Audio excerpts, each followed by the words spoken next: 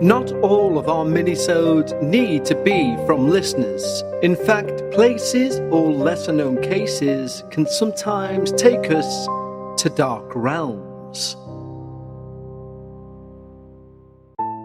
Hello everyone and welcome back to another edition of Dark Realms. Dark Realms, of course, being an offshoot for the main show, The Dark Paranormal, which is a podcast available wherever you get your podcasts. If you are listening to this on audio, you can pop over to YouTube, go to youtube.com/The Dark Paranormal, and there you will find this. Or should I say, you won't be seeing this, so the video version of this episode. And of course, on Dark Realms, we take listener suggestions of places which are reputedly haunted, and we take a deeper look at those places, and some of the more infamous hauntings surrounding that place. And this week we've got a big thanks to our listener Shinnita, who suggested this very dark realm, and as dark realms come, I always find there's nothing more dark than when human beings set out to humiliate, embarrass, torture, destroy other human beings. That will obviously leave a dark stain on that place or that building, or indeed that island. Because what we're going to look at today is an island. It's located between Australia and New Zealand, and if you're looking on a globe or a map, etc., it's a blink and you'll miss it type of island. The island in question is Norfolk Island. Norfolk Island is positioned in the beautiful South Pacific. It has amazing vistas and is mostly idyllic, but its past is drenched in cruelty, in isolation, and in death. First spotted by Captain James Cook in 1774, the British later would go on to establish a settlement there in 1788, just weeks after founding Sydney. It would initially be used as a support colony to provide food, and also to provide other materials like flax and pine for naval use, and of course, to keep other nations from claiming the land. But the island's real infamy began when it became a penal colony. That first settlement was abandoned in 1814 due to extreme hardship. But 11 years later, in 1825, the British reopened Norfolk Island.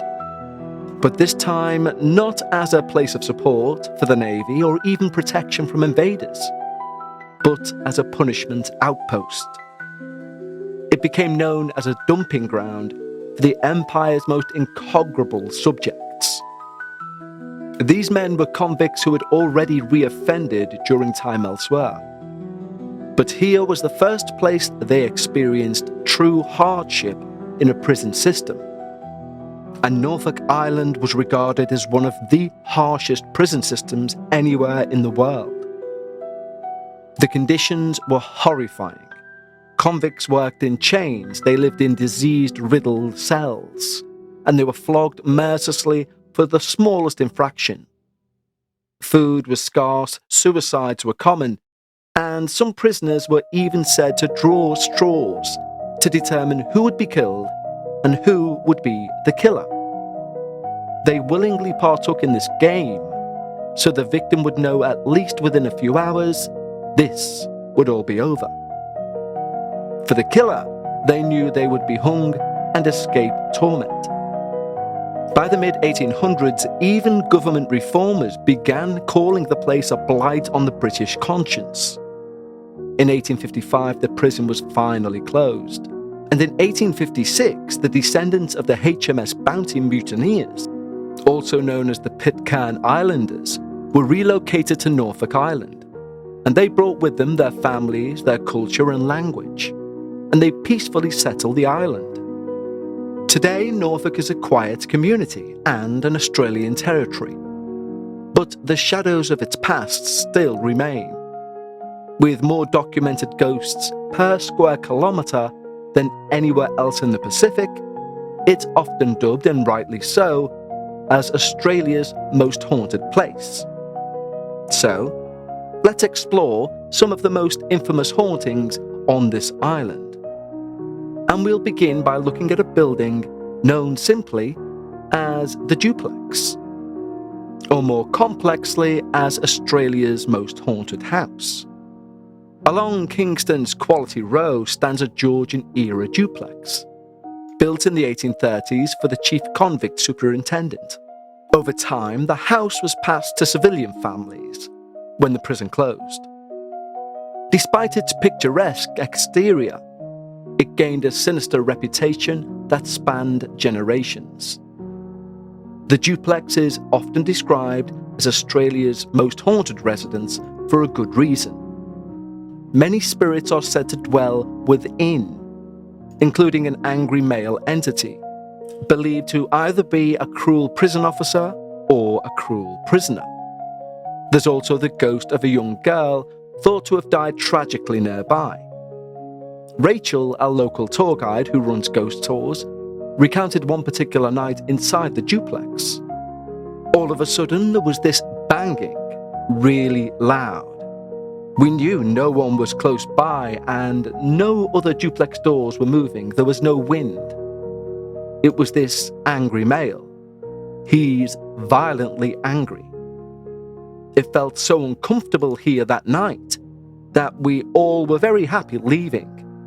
We were just so glad to get out of there. Groups have reported ice-cold spots, whispering voices, and doors that slam violently on their own. Also more eerily seen is the glowing figure of a little white girl watching from the shadows. Investigators have left objects like marbles on the floor, only to find them moved or placed elsewhere when they return. Photographer Ken Duncan, during a visit, described the house as radiating paranormal energy. He too believed he sensed the presence of a young girl. And it's not just believers. Reportedly, any ardent skeptics who enter the duplex, well, at the very least they leave unnerved. Next we'll take a look at the very ominously named Bloody Bridge. Now the Bloody Bridge is on a quiet stretch of road in Kingston, and it's a stone arch over a gully. But the Bloody Bridge takes its name from a murder, because according to local legend, the convicts who built that very bridge in the 1830s were pushed to the very brink by their overseer, and their overseer's cruelty. And in a moment of rebellion, they turned on him, smashing his skull with a pickaxe. In order to try and hide this grisly body, they try to bury it within the bridge's foundation, sealing his remains in the very structure they were being tortured into building. But when his blood allegedly began to seep through the mortar, things started to be questioned, and all of the convicts involved were executed. To this day, however, the bridge still stands, and of a day, it's fairly innocuous, but of a night, it's another story altogether. Many people claim a heavy atmosphere hangs over that very spot. Others swear they've seen a gaunt-looking figure appear atop the very bridge. One account describes the spectre as a watching man who hovers, watching the road. One tourist recalls his experience walking on the bridge at midnight, when he suddenly felt a weight on his chest, and a dull but rhythmic sound, like dripping, but there was no water around. And then he heard chains, like shackles dragging behind. Ray Martin, a respected journalist, once filmed on Norfolk and admitted his seasoned cameraman refused to be anywhere near the bridge or the cemetery at night. Those brave enough to visit the Bloody Bridge by lantern light say it's one of the island's most unsettling spots, where history and horror are quite literally set in stone. And finally today, we'll cast our eye over Limerick Cottage. More specifically, Limerick Cottage and the widow who never left. Limerick Cottage was home to William Tennyson Perry, both a government official and also grandson of the Earl of Limerick. He lived in the property with his wife, Susanna. After the birth of their daughter in 1841, Susanna, along with the baby just days later, unexpectedly died. William remarried swiftly, prompting whispers amongst the islanders that maybe he killed his wife and child. although no official record supports this.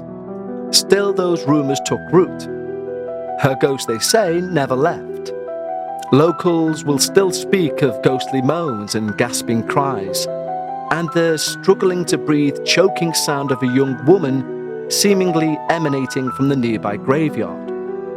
These are all attributed to Susanna.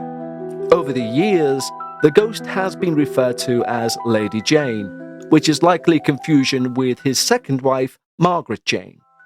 But regardless of inconsistencies with the marriages, the sightings are consistent.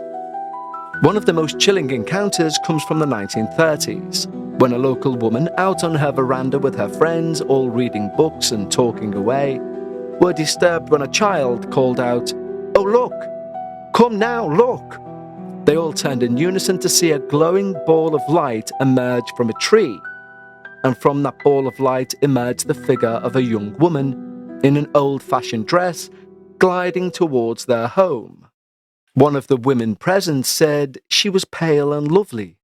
Like an angel, she didn't walk, but she floated, and she vanished before she reached them. Many still believe that was Susanna, still mourning her life, her child, and her betrayal. One modern visitor, strolling near that graveyard around midnight, described a soft touch like something had just stroked her neck. She gasped and turned round to find only trees, but then heard a sigh in her right ear. Still, on the anniversary of Susanna's death, some brave souls do go near her gravestone, and they swear they hear the same choking cries drifting through the night air, weaving their way through the Norfolk pines. Norfolk Island is a place where paradise and purgatory coexist. Its Georgian architecture and idyllic coastlines make it seem peaceful now, but echoes of torment remain embedded in its soil. Now, whether you're drawn there with a fascination for history, a fascination with the paranormal, or a mix of the two, it's really hard to walk through Norfolk without feeling the weight of what come before. Some believe the island itself is alive, with both memories and sorrow, and with spirits that refuse to be forgotten. And knowing what we know now about the horrific treatment those prisoners received, it's hard to believe there is not some dark stain, even possibly worse, lingering on that island. We've touched on that idea or that theory before when looking at one of the former castles on Dark Realms. The idea that so much negativity could possibly manifest itself altogether as some sort of malevolent force. But apparently, it's now more of a touristy spot and is being treated rightfully as the beautiful place it is, but it will still always be a dark realm. Don't forget, if you're listening to this on audio, head over to youtube.com/The Dark Paranormal, and if you're watching this on YouTube, simply search for The Dark Paranormal wherever you get your podcasts. And until next week, stay safe and take care.